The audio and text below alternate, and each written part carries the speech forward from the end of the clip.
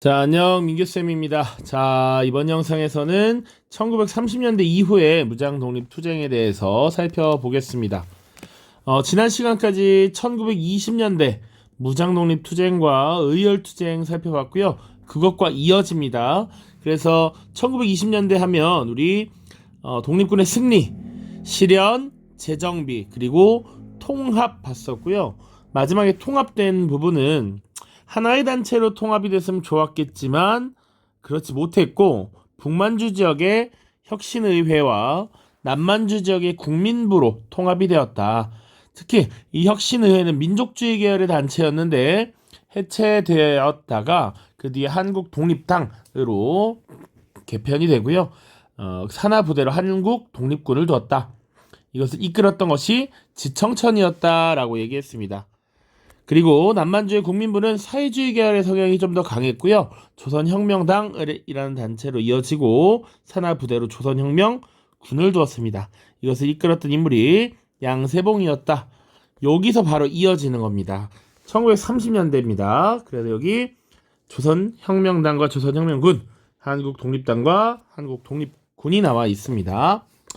자, 그래도 시기별로 다시 한번 정리를 하자면 우리 1910년대 일제 무단 통치 시기였고, 이때는 국내에서는 일제 강압에 의해서 활동하기가 조금 어려웠다. 그래서 비밀 결사가 조직이 되었습니다. 그래서 독립의군부라든지 대한 광복회 같은 단체 우리가 살펴봤고요. 그리고 일부 세력들은 이제 국외로 이동을 하기 시작했습니다.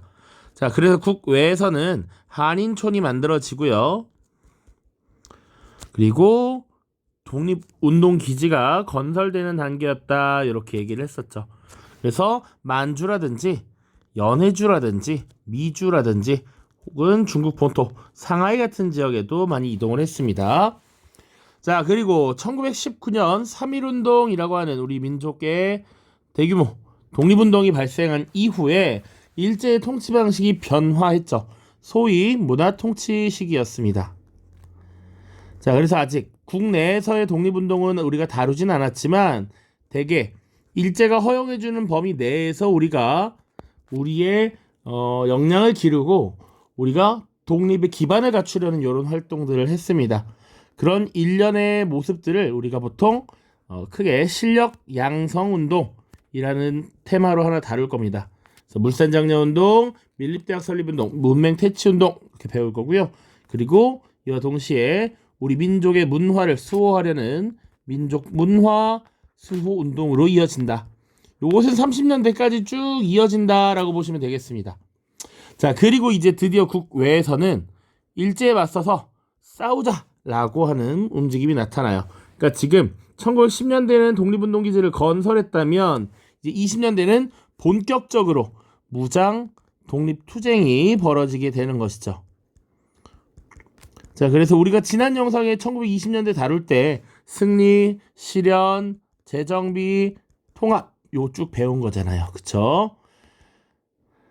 자, 이런 20년대 국외 무장독립 투쟁의 특징은 이런 일련의 과정을 거쳤고, 그리고 만주 지역에서 주로 이어졌다라는 겁니다. 자, 그리고 30년대로 이제 들어가게 될 텐데 요 변화는 시대적 흐름과도 또 볼 필요가 있다. 1931년 일본이 세계 대공황이라고 하는 문제를 타개하기 위해서 대외 침략을 더욱 활발하게 하게 됩니다. 대표적인 사건이 1931년의 만주사변이라고 하는 사건이고요. 일본군이 본격적으로 진출하게 되면서 이 만주 지역에는 독립군이 활동하기 조금 어려운 이런 모습들이 점점 강해진다라고 보시면 되겠습니다. 자, 그리고 이런 일본이라고 하는 공동의 적을 설정한 한국인과 중국인들은 서로 자신들의 힘을 합쳐서 일본과 맞서 싸우는 한중 연합작전을 벌이게 된다. 그런데 한국인과 중국인 전체가 다 힘을 합쳤다라고 보기는 어렵고요. 우리가 보통 민족주의 계열의 독립운동 세력, 아까 한국독립당과 한국독립군 얘기했었고, 사회주의 계열의 독립운동 단체 조선혁명당, 조선혁명군이 있었는데 각각 중국 세력과 힘을 합쳐서 일본군과 맞서 싸우는 이런 모습들이 나타난다. 그래서 선생님이 세력별이라고 써놨습니다. 자, 요때까지만 하더라도 아직은 만주 지역에서 일본군을 상대하는 모습을 보여요. 그런데 1937년 중일전쟁이라고 하는 사건이 발생하면서 이제 만주 지역 자체는 이미 사실상 일본에게 넘어가 버렸고 이제는 중국 본토까지 침입을 해옵니다. 그러다 보니까 독립군의 근거지가 만주에서 관내 지역으로 이동하는 이런 모습들이 나타납니다. 애초에 1932년에 만주국이라고 하는 일본의 계례 정권이 세워지면서 활동하기가 어려워졌거든요. 자, 그 이후에는 중국 관내 지역으로 들어가서 조선 의용군이라고 하는 부대로 통합이 되고요. 또 임시정부 산하의 한국광복군이라는 부대로 통합되는 일련의 과정들, 요것을 우리가 또 살펴보면 되겠습니다.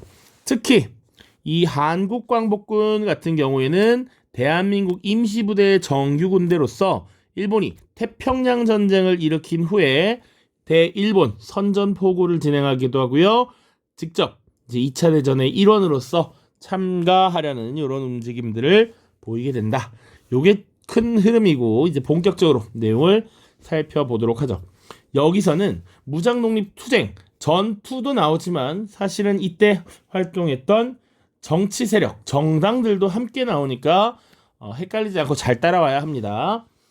그리고 교과서에서도 되게 다양한 부분에 흩어져 있는 부분이기 때문에 좀 교과서를 꼼꼼히 봐주시기를 바랍니다. 그러니까 지금 216, 225라고 돼 있지만 실제로는 중간중간 뜨문뜨문 있는 자료들을 하나로 합친 거예요. 알겠죠?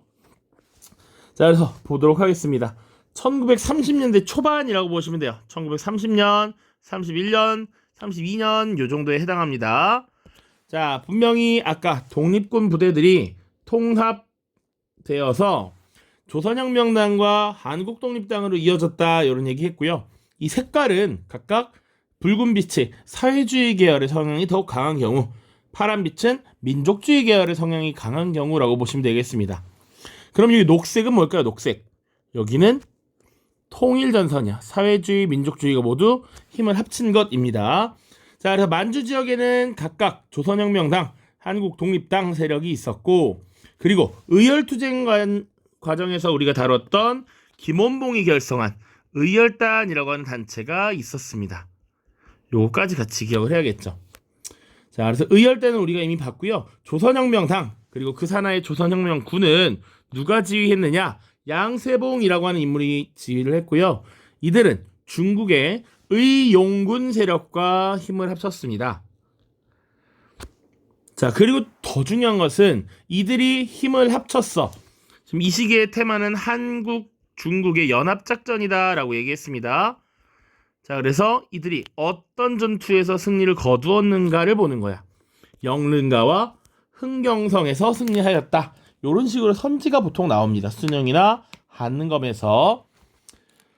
자, 그 다음 한국독립군 민족주의 계열의 단체 부대라고 이야기했죠. 지청천이라고 하는 인물이 주도를 했습니다. 지휘를 했고요. 이 지청천이라고 하는 인물은 또 뒤에 나오니까 잘 기억해 두시고, 이름이 좀 특이한데 중국의 호로군과 힘을 합쳤습니다. 그리고 대표적인 승리, 쌍성보, 사도하자, 대전자령 전투가 있습니다. 자, 자료에서 쌍성보 전투나 사도하자 전투의 승리를 두고 이 부대의 활약으로 활동으로 오른 것은 하면 대전자령 전투 이렇게 나오기도 한다라는 겁니다. 특히나 이 대전자령 전투에서는 일본군에게 큰 승리를 거두고 엄청난 전리품을 획득해서 유명합니다. 최고의 승리라고 하면 20년대 청산리 대첩, 그 다음 대전자령, 이렇게 보통 우리가 인식을 하고 있어요. 자, 그 외에도 사실은 이 중국인 부대에 포함되어서 활약을 했던 것들이 있는데, 동북인민혁명군, 중국의 입장에서 동북 지역이니까 만주 지역이 되겠고요. 거기서 주로 인민혁명 이런 표현 자체가 되게 굉장히 사회주의적 성향이 강하다는 걸 볼 수 있죠. 이것이 나중에 동북항일연군으로 개편이 되고, 이 동북항일연군의 한인 조직이 바로 조국광복회라는 것이 있었습니다. 자, 1936년 결성된 이 조국광복회는 다음 해인 37년 보천보 전투에서 크게 승리를 하고 일본의 공간을 파괴하는 이런 성과를 거두는데 이 부분이 보통 우리가 지금 북한의 수립 정권의 최고 권력자였던 김일성이 주도했다 이런 식으로 언급을 하고 있습니다. 자, 그 정도만 보시면 되고요. 우리는 그 이후에 어떤 변화가 있었는지를 좀 살펴봐야겠죠. 1930년대 초반까지만 하더라도 이렇게 각각 활동을 하던 이런 독립운동 세력은 힘을 합치게 됩니다. 1931년 만주 사변이 일어났고요. 1932년에는 만주국이 수립이 됩니다. 그러니까 일본이 만주를 침략했고 그 다음 해인 1932년에 만주국이라고 하는 괴뢰 정권, 괴뢰 국가를 수립시켜요. 그리고 일본이 사실상 이 만주 지역에 대한 지배력을 계속 보였기 때문에 뿔뿔이 나뉘어서 활동을 하는 것보다는 힘을 합쳐서 함께 독립운동을 해나가는 것이 훨씬 유리하다라는 판단이 있었을 것이라고 봅니다. 자, 그래서 이 의열단을 이끌었던 김원봉을 중심으로 우리가 나뉘어서 역량을 분산시킬 것이 아니라 힘을 합쳐서 하나의 정당을 만들자라고 주장을 했고, 그래서 김원봉의 주도로 만들어진 최대 규모의 통일전선 정당이 바로 민족혁명당입니다. 1935년이었고요. 그리고 여기는 민족주의 계열과 사회주의 계열이 모두 포함된 정당이었다. 여기 민족주의 계열의 한국 독립당도 가담을 했다라고 했습니다. 자, 그래서 민족혁명당은 어떤 국가를 목표로 했느냐? 일단 민주공화국을 수립하는 것, 그리고 모든 시민들이, 국민들이 토지를 분배받고 그러니까 국유화시켜서 이 토지를 인민들이 안정적으로 농사를 짓고 먹고 살 수 있도록 하는 이런 걸 목표로 했다라고 보시면 되겠습니다. 자, 그래서 다양한 독립운동 세력이 다 힘을 합쳤는데 힘을 합치지 않은 세력이 있었습니다. 바로 상하이 지역에서 만들어졌고 쭉 지금 중국 내부를 이동 중이었던 대한민국 임시정부 세력이야. 자, 임시정부를 이끌었던 김구 세력에게도 사실은 김원봉이 합류를 요청했습니다. 그런데 사실 지금 약 16년간 임시정부를 이끌었던 김구 선생께서는 이 임시정부를 사실상 해체하고 들어오라는 이 김원봉 요청을 받아들이지 않았고 나름 자신이 이끌었던 임시정부를 통해서 독립운동을 지속해야겠다라는 생각을 하십니다. 1930년대 되면 본격적으로 이런 정당이라는 개념이 많이 등장하고 정당을 중심으로 정부를 운영해야 된다 이런 입장들이 널리 퍼지면서 임시정부를 이끄는 자신의 세력을 묶어서 한국국민당이라는 것을 창당하게 됩니다. 이 한국국민당은 대한민국 임시정부와 관련된 주제를 다룰 때도 선생님이 한번 설명을 했던 적이 있습니다. 그래서 나름 김구는 독자 노선을 걸었고 민족혁명당 세력엔 참여하지 않았다라는 겁니다. 그래서 지금 크게 두 갈래로 나뉘어져 있지. 그런데 이 대통합정당이었던 민족혁명당 세력이 오래가지 못했습니다. 다소 사회주의 계열의 색채가 강했기 때문에 이 사회주의 계열의 정책, 노선에 동의하지 않았던 민족주의 세력이 일부 이탈을 하게 됩니다. 이때 이탈했던 세력이 누구냐면 아까 한국 독립군을 이끌었던 지청천이라는 인물이 있고요. 그리고 조소왕이라는 인물도 민족혁명당에 참여했었는데 조소왕도 이탈을 하게 됩니다. 자, 이탈을 하면서 나름 자신을 지지하는 세력들과 함께 정당을 구성해서 빠져나오게 돼 지청천과 그 세력이 바로 나중에 조선혁명당이 됩니다. 여기가 조금 헷갈릴 수 있는 부분이야. 보통 독립운동 단체에서 조선이라는 이름, 혁명이라는 이름을 쓰면 사회주의 계열에 가까운데 지청천은 민족주의 계열의 인사였다라고 보시면 됩니다. 그리고 또 킹받는 것은 분명히 지청천이 한국 독립당을 이끌고 카운터에 양세봉이라는 인물이 조선혁명당을 이끌었는데 사실상 지청천이 조선혁명당의 재건을 말하면서 민족혁명당으로부터 이탈했습니다. 자, 그리고 이 조소왕이라고 하는 인물이 뛰쳐나오면서 만들었던 정당이 한국독립당입니다. 자, 그래서 이 김구가 이끄는 임시정부와 한국국민당 세력의 흡수가 되고요. 이런 민족주의 계열의 인사들이 모두 힘을 합쳐서 하나의 단체를 조직하니 그것이 한국광복운동단체 연합회라는 단체였습니다. 김구, 지청천, 조소왕 등 민족주의 계열의 통합단체가 만들어졌다. 자, 그러면 이 민족주의 계열의 인사들이 이탈한 민족혁명당은 어떻게 됐느냐? 민족주의 계열이 이탈을 하니까 사회주의 계열의 색채가 더욱 강해졌겠죠. 이들은 이름을 개명합니다. 조선민족혁명당이라고 이름을 바꾸고요. 다시 한번 그 외에 여러 세력들을 합쳐서 조선민족전선연맹이라고 하는 사회주의 계열의 통합단체를 재조직합니다. 그냥 민족주의는 지금 한국광복운동단체 연합회, 사회주의 계열은 조선민족전선연맹의 두 갈래로 나뉘었다라고 보시면 되고요. 이 조선민족전선연맹은 당시 중국 국민당 정부의 지원을 받아서 산하 부대를 창설하게 되는데 그 부대의 이름이 바로 조선의용대입니다. 근데 이 조선의용대는 잘 기억을 하셔야 돼. 중국 관내에서 조직된 최초의 한인 부대였습니다. 근데 아까도 관내라는 설명을 했는데 관내가 그럼 어디냐? 관내 지역. 자, 보통 우리 한반도가 이렇게 있고요. 중국이 이렇게 있죠? 쭉 있습니다. 자, 그러면 원래 중국 그 한족들이 이민족과의 그런 생활권을 구분하고 침략을 막기 위해서 건설한 만리장성이 있죠. 이 만리장성의 끝이 산해관이라고 이름 붙어진 곳입니다. 이 산해관의 관자를 따서 이 산해관 안쪽 지역을 보통 관내라고 불러요. 중국 본토를 의미하는 겁니다. 자, 그래서 중국 본토에서 만들어진 최초의 한인 부대였다. 조선의용대 이렇게 보시면 되겠습니다.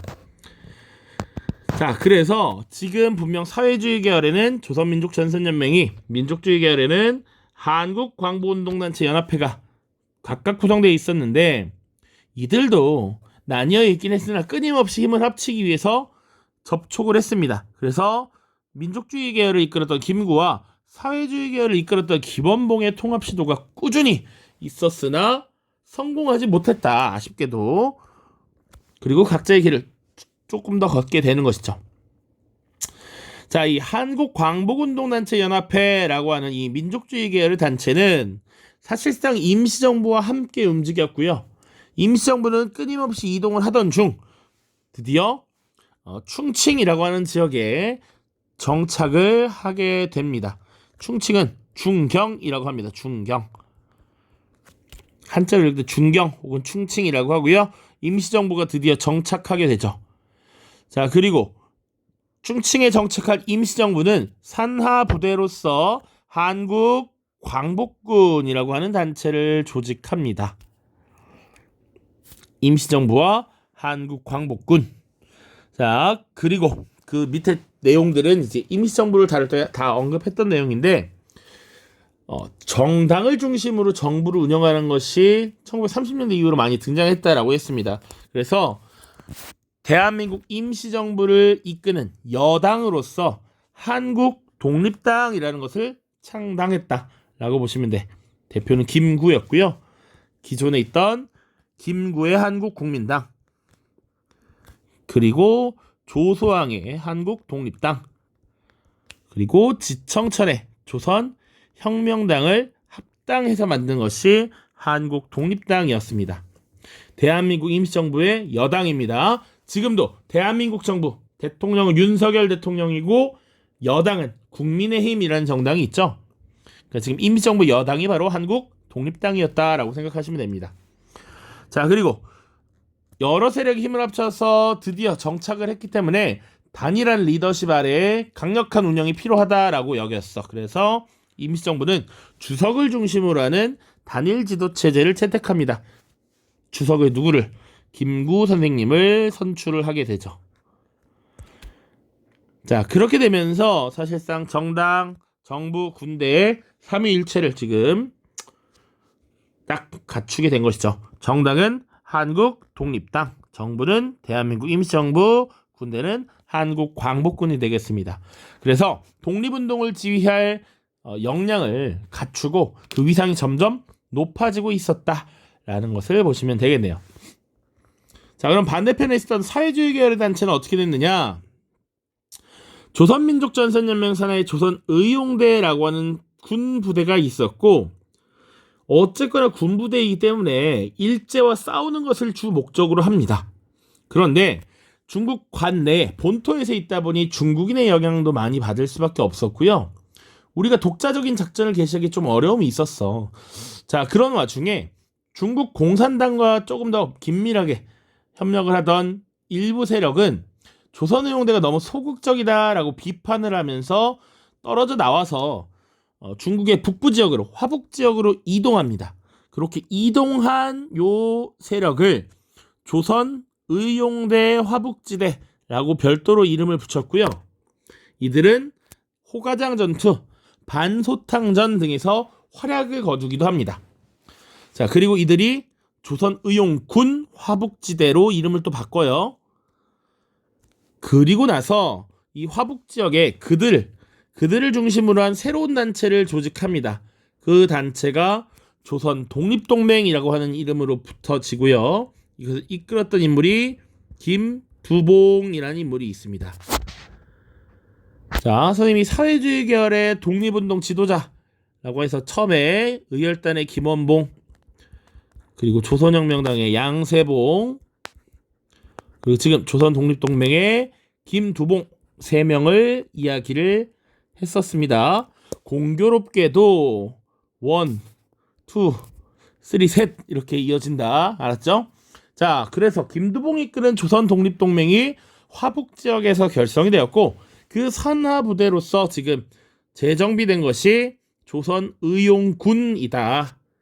자, 그리고 이 조선의용군은 나중에 해방이 된 이후에 38선 이북에서 북한의 정부군으로서, 인민군으로서 재편이 됩니다. 이렇게 이어지면 된다. 자, 그러면 분명히 아까 일부 급진적인 세력이 일본과 싸우자라고 하면서 북쪽으로 이동했다라고 했습니다. 이동하지 않은 세력도 있겠죠. 여전히 그 자리를 지키며 있었던 것이 조선의용대의 본부 세력입니다.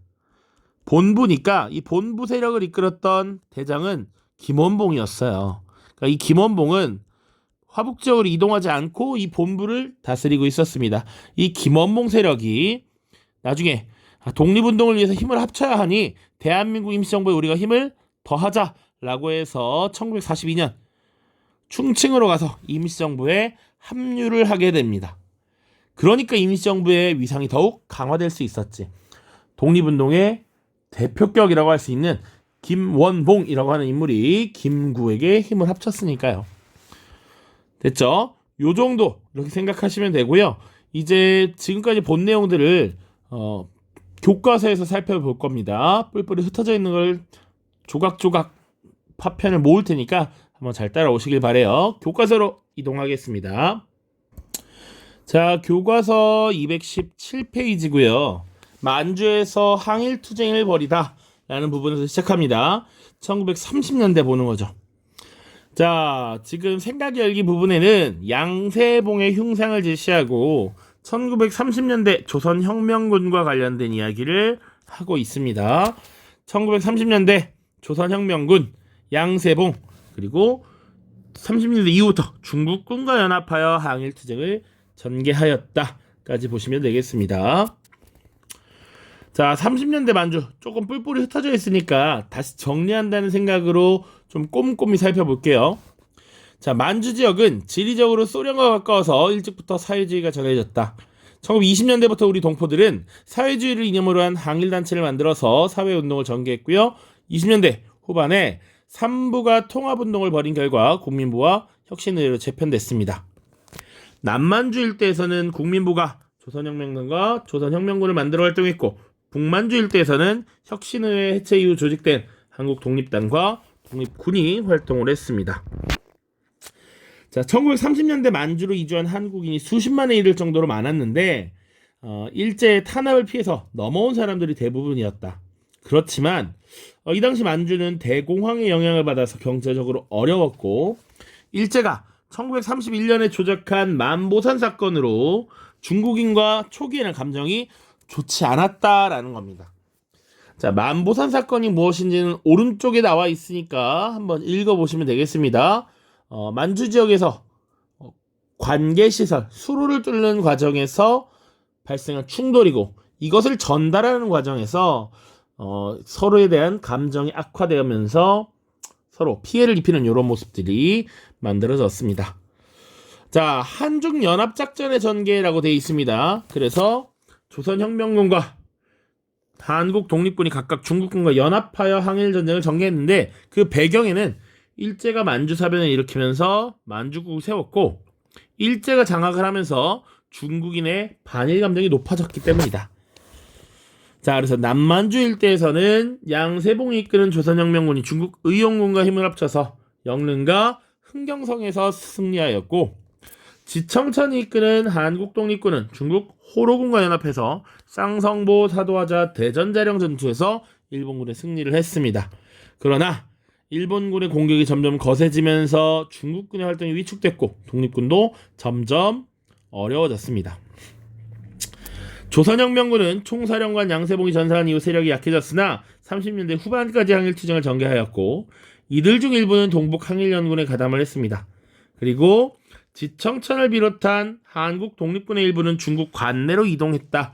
그 이후에 궁극적으로는 대한민국 임시정부에 합류하게 됐고 한국 광복군을 만드는데 참여하였죠.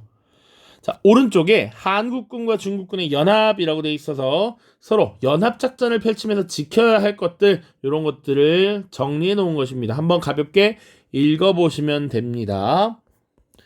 자, 만주에서의 항일유격 투쟁이라고 되어 있어요. 자, 요거는 아까 동북항일연군과 관련된 내용입니다. 만주에서 거주하던 한국인 사회주의 세력은 여기에 호응하여 항일유격대를 조직했습니다. 그 여기는 중국 공산당의 주로 무력 투쟁이었다라고 보시면 돼. 그러니까 중국 공산당의 무력 투쟁에 우리 한국인들이 가담을 했던 것입니다. 그래서 동북인민혁명군이라는 것이 조직되었고 이것이 나중에 동북항일연군으로 확대 개편되었습니다. 자, 그리고 이 동북항일연군이라고 하는 군사조직 내에 한인 유격대가 결성되었는데 이때 사회주의 세력, 민족주의 세력까지 모두 포함해서 조국광복회라는 것을 결성을 했고요. 이때 함경남도 지역을 습격해서 일제 통치기구를 파괴하는 성과를 거뒀습니다.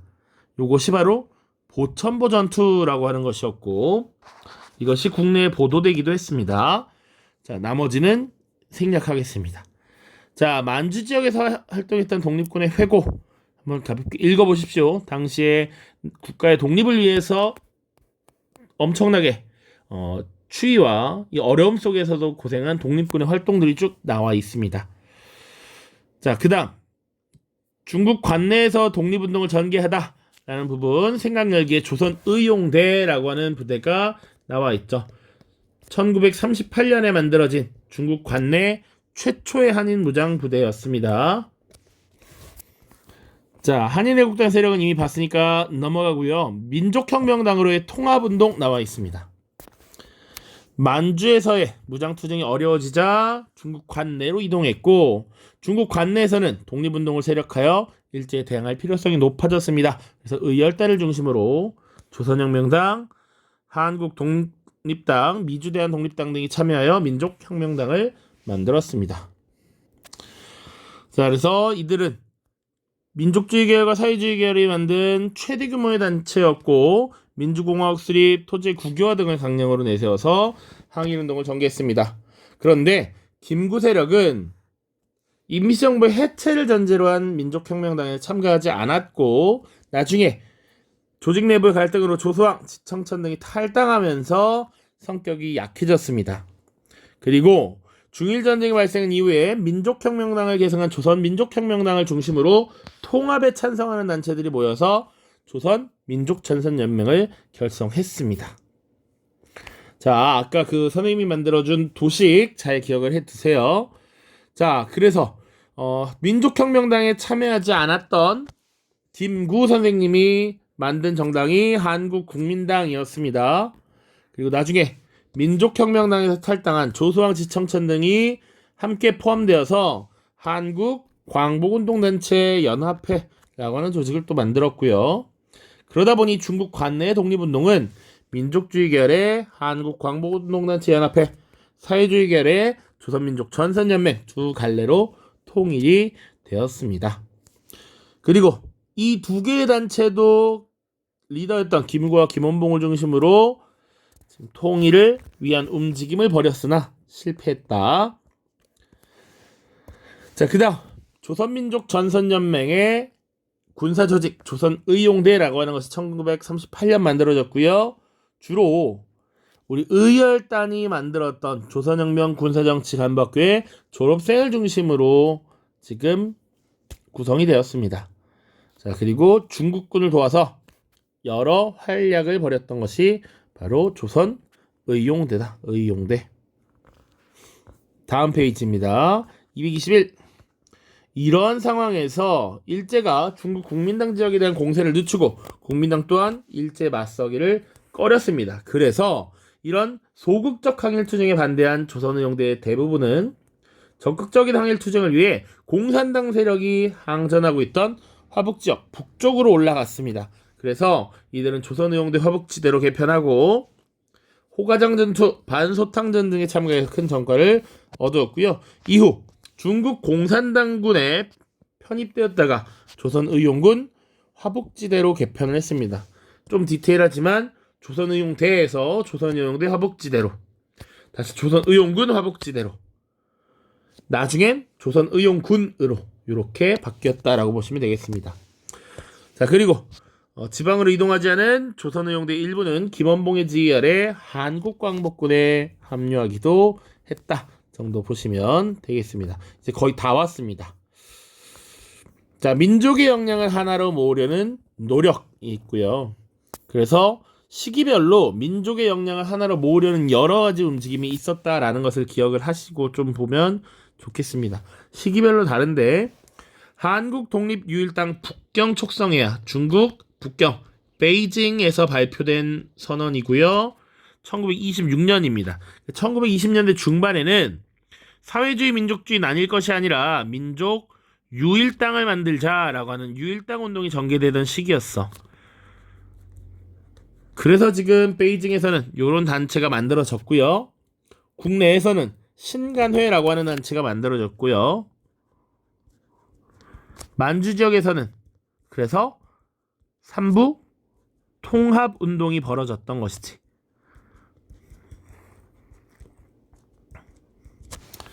자, 내용 보시면 동일한 목적과 동일한 성공을 위하여 운동하고 투쟁하는 혁명자들은 반드시 하나의 기체를 모여 하나의 호령 아래 단결해야만 상당한 효과를 거둘 수 있다는 것을 말할 필요가 없다. 바른다. 일반 동지는 깊이 양해하라. 일본 제국주의를 타도하라. 한국의 절대 독립을 주장하라. 민족혁명의 유일한 전선을 만들라. 전세계 피압방 민중은 단결하라. 단결해야만 상당한 효과를 거둘 수 있다 라는 것이죠. 힘을 합쳐야 돼. 그래서 한국독립유일당 북경촉성회라는 것을 만들었다. 이와 비슷한 시기에 국내에서는 1927년 신간회가 만들어졌고 만주 지역에서도 삼부 통합운동이 전개돼서 참정신 삼부가 북만주의 혁신에 의하 남만주의 국민부로 지금 통합이 되었다. 자, 이 민족혁명당 창립 8주년 기념 선언문이야. 1943년입니다. 민족혁명당은 35년에 만들어졌죠. 자, 우리는 중국에서도 남경에서 5개 당을 통합하여 조선민족혁명당을 창립하였습니다. 그 당시에 조선이라고 하는 건 이렇게 그냥 패시브라고 생각하셔도 돼요. 35년 민족혁명당, 37년 조선민족혁명당 이렇게 얘기를 했습니다. 35년에 만들어진 것이 민족혁명당이다. 이는 10년 이래 조선혁명 통일운동의 최대 성과일 뿐만 아니라 해외 독립당의 혁명동통의 찬란한 역사를 촉진하고 개성한 요소이기도 합니다.